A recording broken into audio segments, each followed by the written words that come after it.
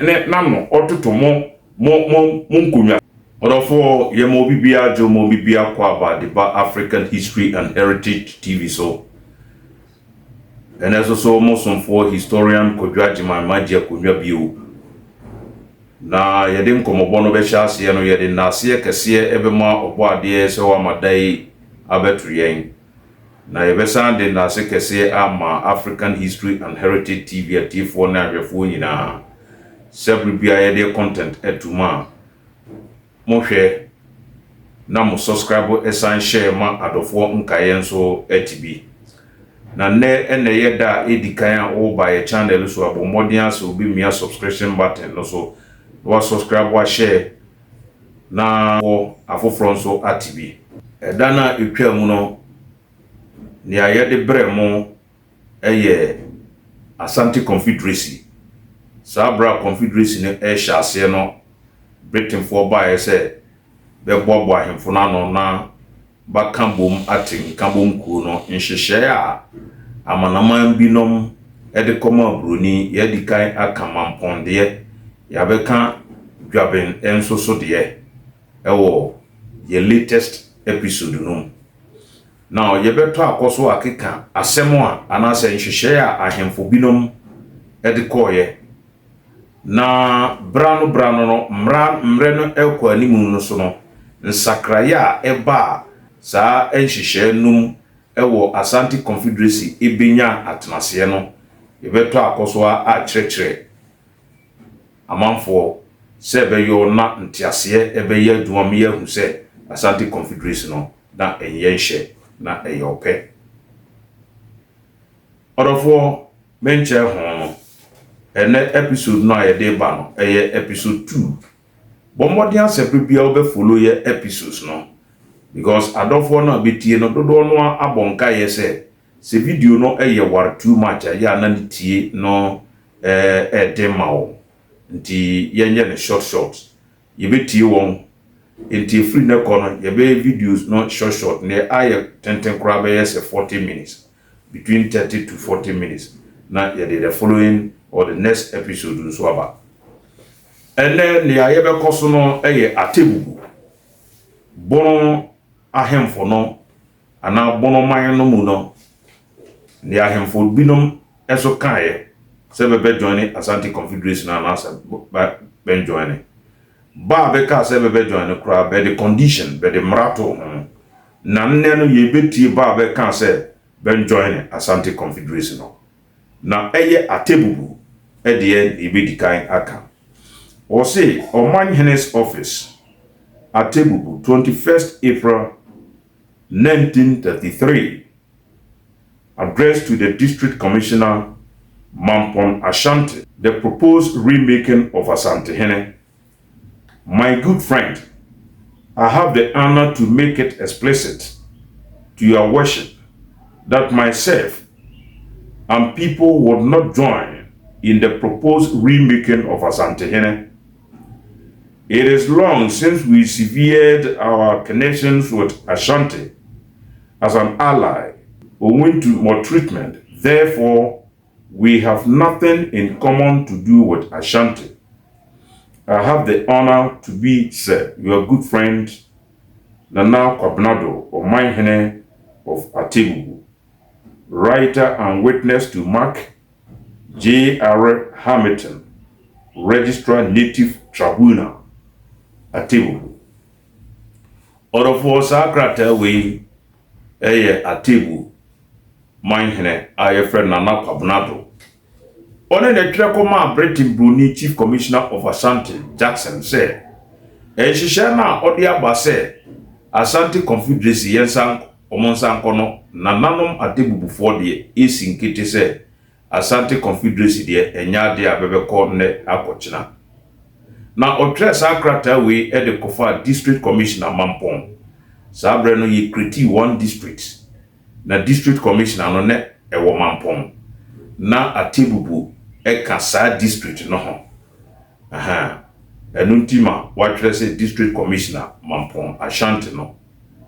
Ntini ya oka ya ne se Atebubu eka ya ne se ɔne Asante ntem no na ɛyɛ ayɔnkofa ɛyɛ alliance Asante anko anche no da na mbom ɔne Asante kɔ ayɔnkofa sebeyo na obi nyantokɔ a obi ebetuma akɔboa no te sɛ ne anda ɛkɔso yi Israel ene US ɛwɔ ayɔnkofa ɛwɔ sogyasɛm mu nti ɛkɔba sɛ Iran ene Israel ekonya ntokwa nara no wo sɛ US akɔbake Israel sana tete no na yewo military alliance enu bi na tebubu ene Asante koye na esan sɛ Britain broni baya obeto hye Asante so sagrenti war ya Asante war na Asante no ewie kojo to no emobia tete ne ho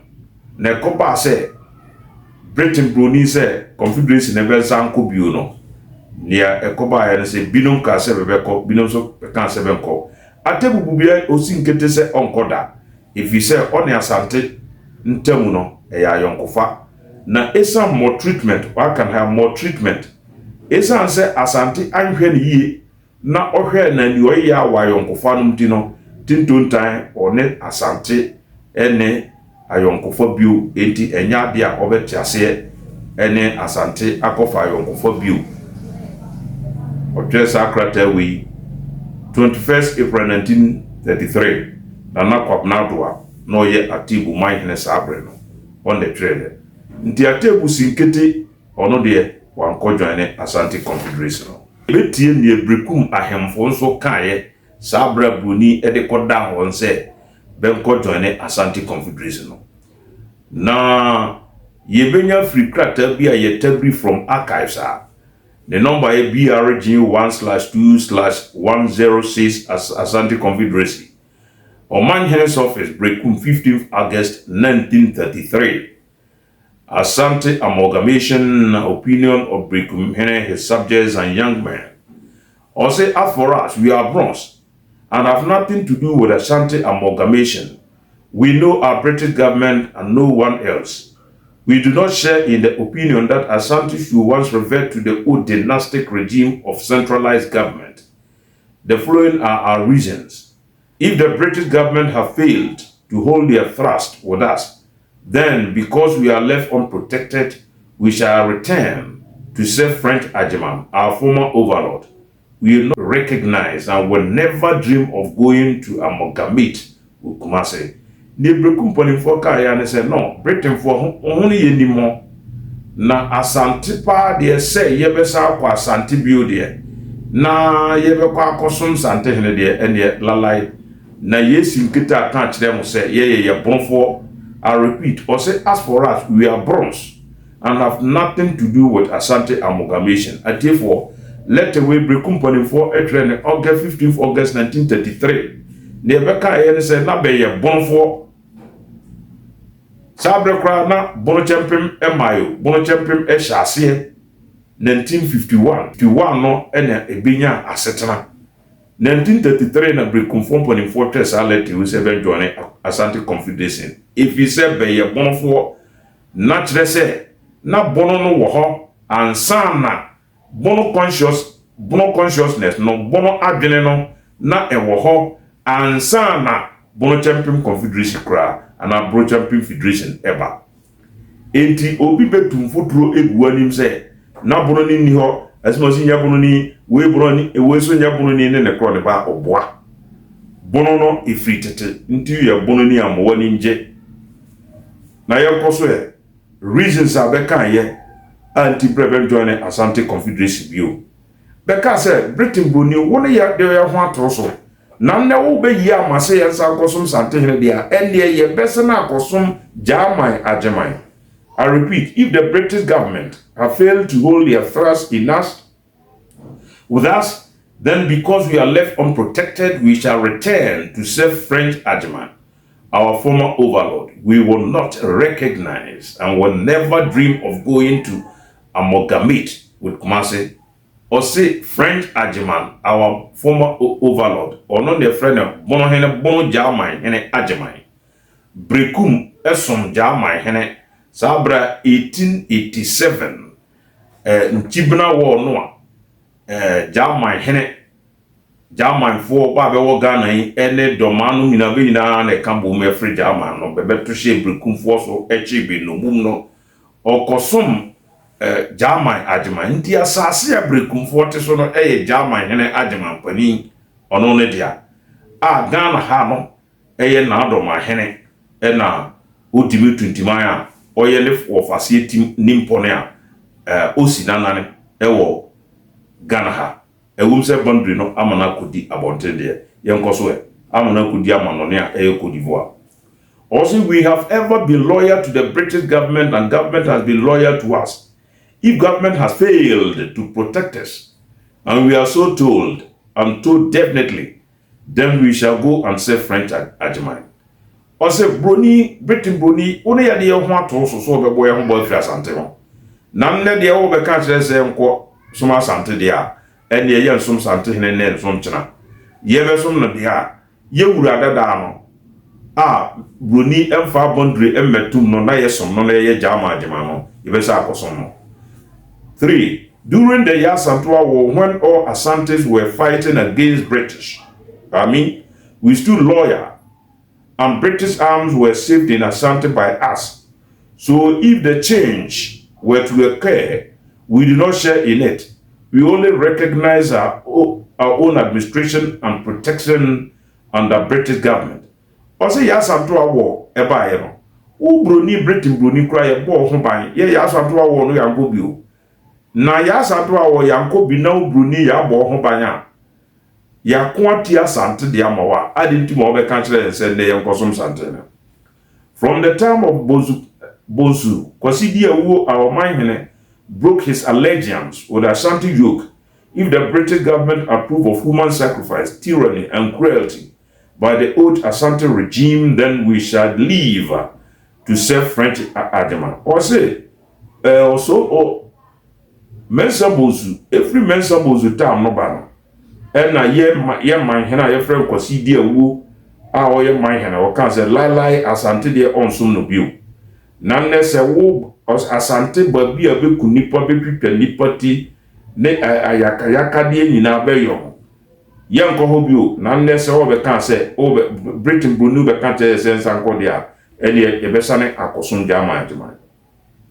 5. The old Asante system was for death and complete inhuman. We do not want it resuscitation.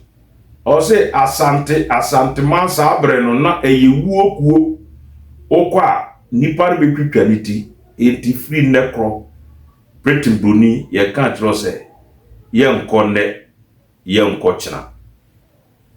Number 6.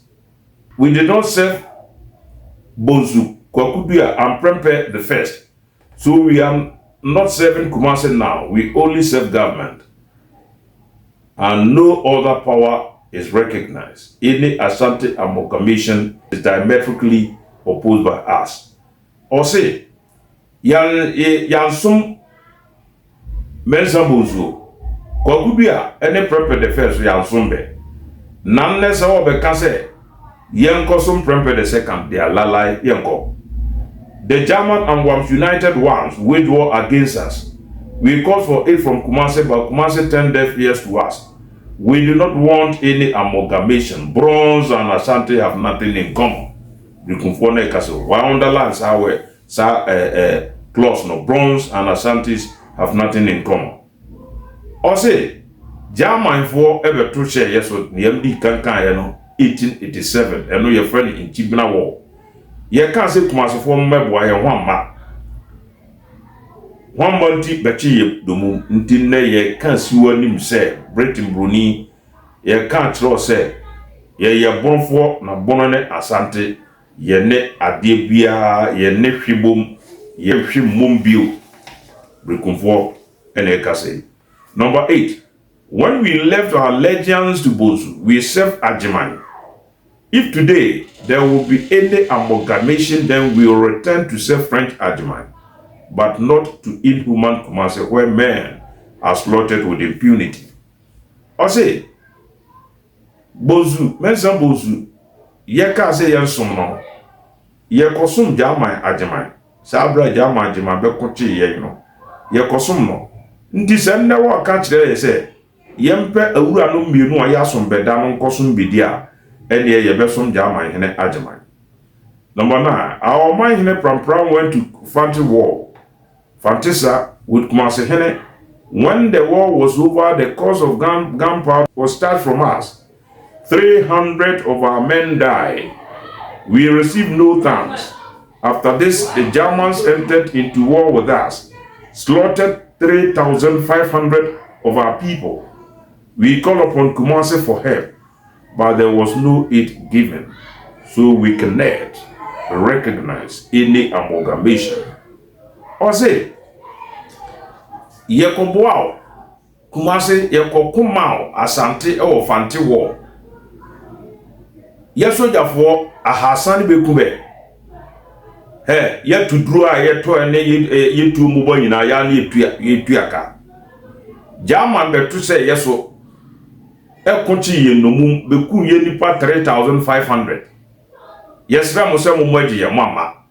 None never knew the country say Uncle Sons and young Cochina.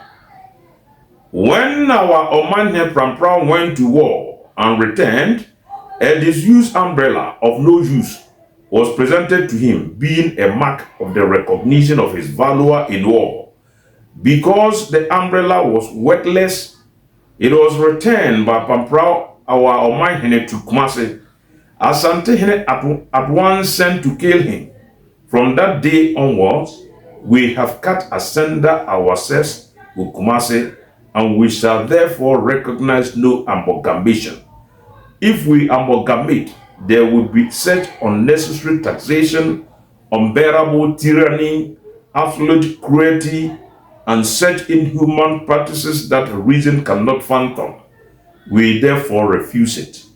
Or say, Yaman Hene Prampram, Okoboao, Ntokwa, Nekoba says Antene Eso Chenade. Kochenade a chiniye bia muatete no de kocheno.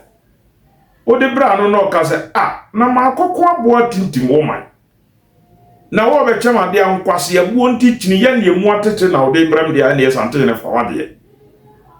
O return e ogbo chiniye na return e de cook mase Asante na wasoma nipa se bemra na bemmeche no na kuku no. Na besi so se Asante Confederacy bemfa be ho kodonda bemfa be ho nkɔhye nhyɛse wo bɔne ene atimɔden bɔne asibioda lalai watwam enya dia berebe yaduma brekumfo no. It must be admitted that though British government is doing her best, the cruel wrongs and inhuman acts of the Asantes are not suppressed. Go into amalgamation and the devil will creep out of hell to wreak destruction. We are not at all prepared to amalgamate with Asante. Or say, Yafa Kodon Asante, Britain Bruni wo Hakrano, Satrimo Deni Nipa Tipiano near that dear Coso. None o ha le fire hun ko se nasinu o ba ya ye de ye independence no na no be kase ye fase ye fo etin ko chase na set modern boni ni pakum ne ni et modern boni no yes I ye fo etin ko chase de alala yenko.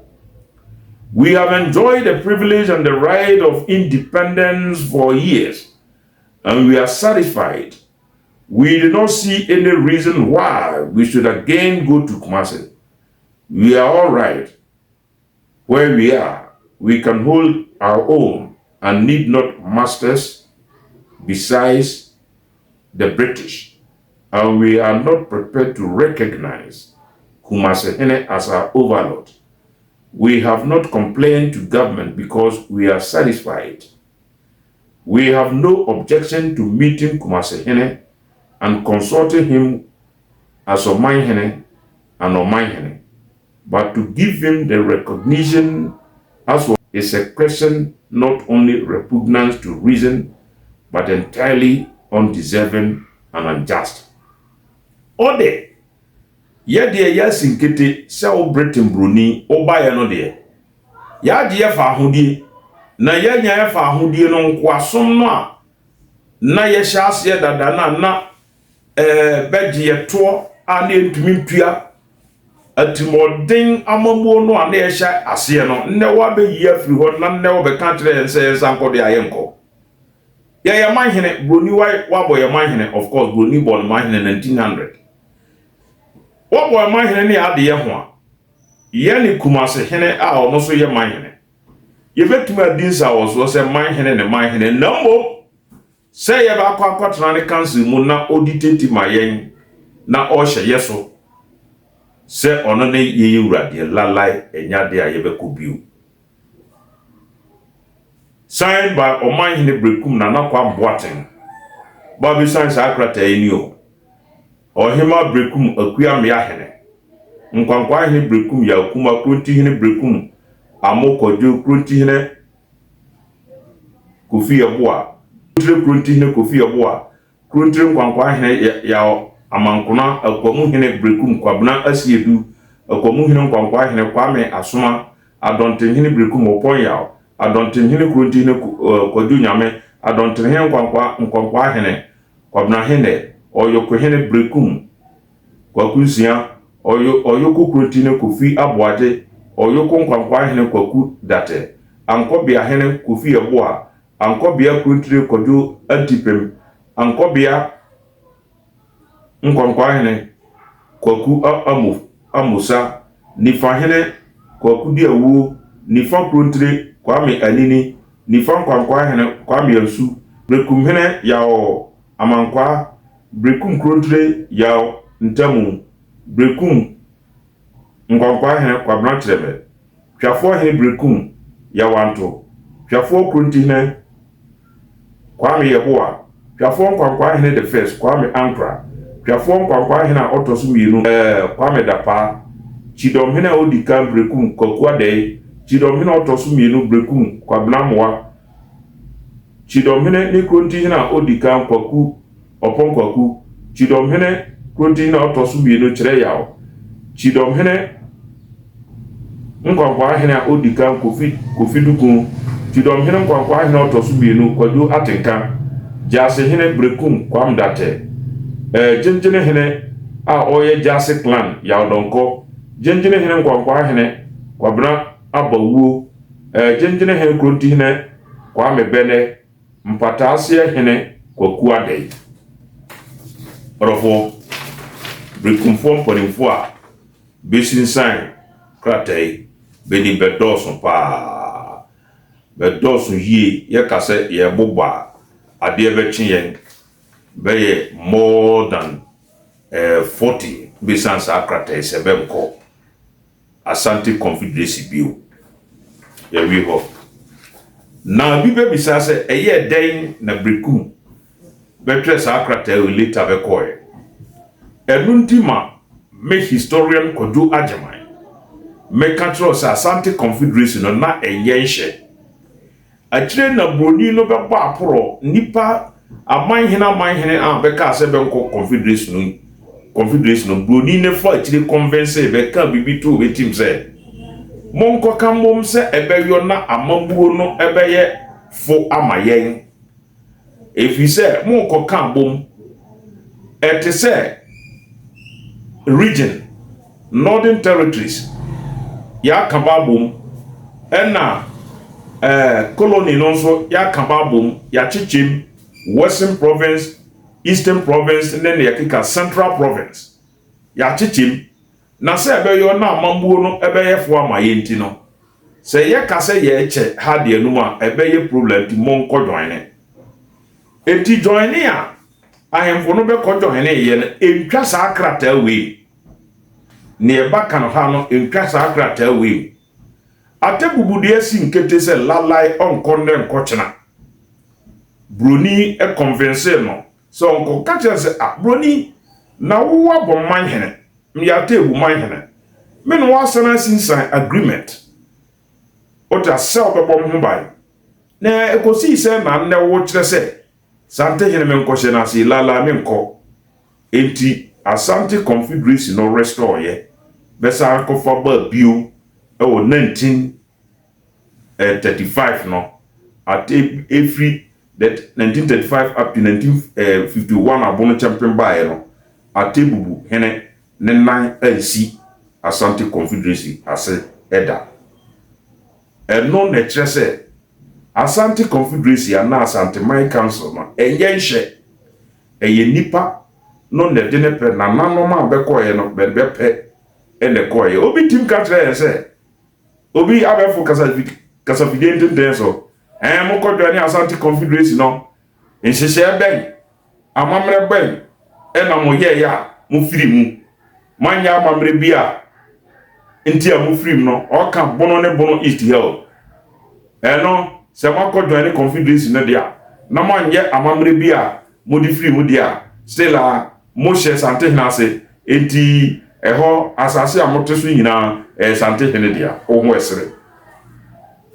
esere nipa no de abaso onko brekumfo ni o ena kasa bi course na okoye enti saa krata wo ya okan wantwere brekumfo antwere krata nkotwam se bene beka se be nko beboa beka se broni saa na wo kan de a ene ye beko enti nipa no kotram no a ohun se asisie ni enti a oka se omano still asa asisie no ekoso no eno ka se no sa ne tie dia broni u be ka kire me se member Asante Confederacy na asisie bi enkoso me ka se nka me nko nkrata ani atebubu de ka se onko kra otene ba bi na ne sa asisie no eda so wom ne ya ahudia e de lalai ye nko bio ena 1951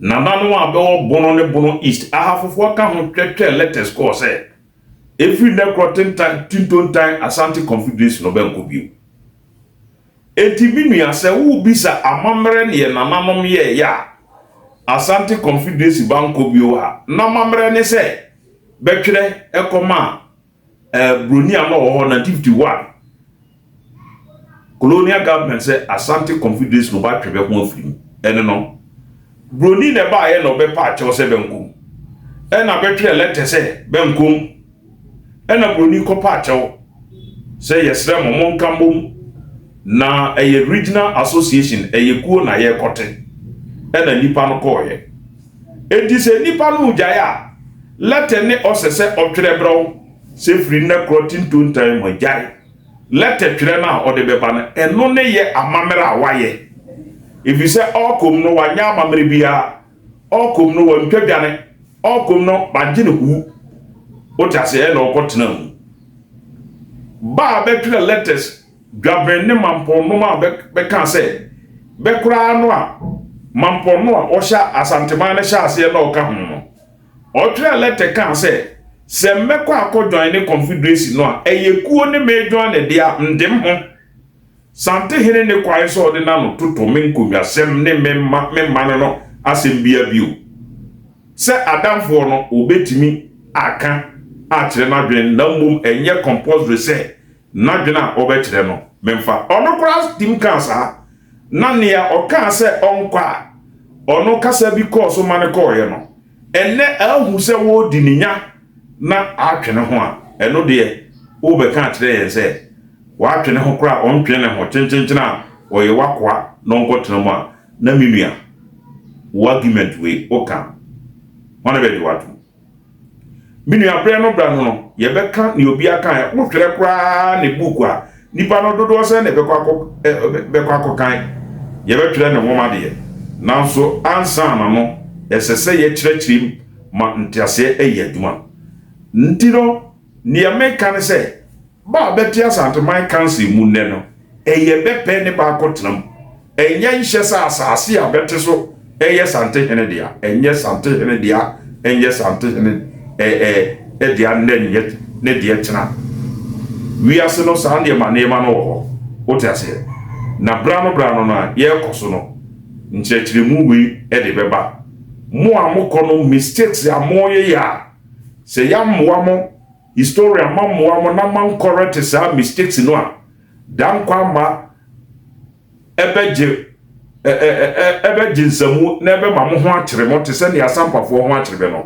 mede ni nyina akyere mu beba sampa okojoy ne Asante Confederacy 1984 sampa de okopo Asante na ma ne kontokwa pompa ne man wanko antewo na okojoy ne Asante Confederacy otiase mamponkura se ordinary Confederacy no okakere broni se Asante hene mfana no entoto ne de na hensemu ekodi sen na sampafo a monra mokoye 1984 no mokoye no Asante hene ne onya kokoduru na mo ho kwan mane de ne na no ototo mo nkonwasemu mo nkonwasem no ebe dia peto mo hwe ne ne atomo orofo bede komo no ebesi ha subscribe na share na topiten ma atiefo enkaye enti kasebo iwi efise eyase patre eha eye African History and Heritage TV beda wase me ma monitie